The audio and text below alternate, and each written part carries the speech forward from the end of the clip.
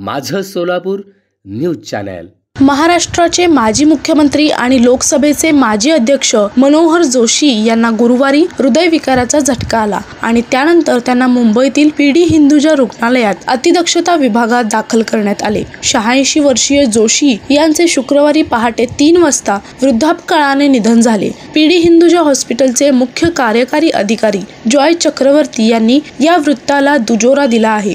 जोशी यांची प्रकृती मे 2023 पासून अनिश्चित होती, जेव्हा त्यांना ब्रेन हॅमरेज झाला होता, ज्यामुळे त्यांना हिंदुजा हॉस्पिटलमधील ICU मध्ये दाखल करण्यात आले होते। काही दिवस अर्धजाणीव अवस्थेत घालवल्यानंतर लक्षणीय बरे होण्याच्या आशेने त्यांना त्यांच्या शिवाजी पार्कच्या घरी चालू असलेल्या काळजीसाठी परत जाण्याचा सल्ला देण्यात आला। माझं सोलापूर न्यूज चॅनल लाईक करा, शेअर करा आणि सबस्क्राइब करायला विसरू नका। माझं सोलापूर न्यूज चॅनल।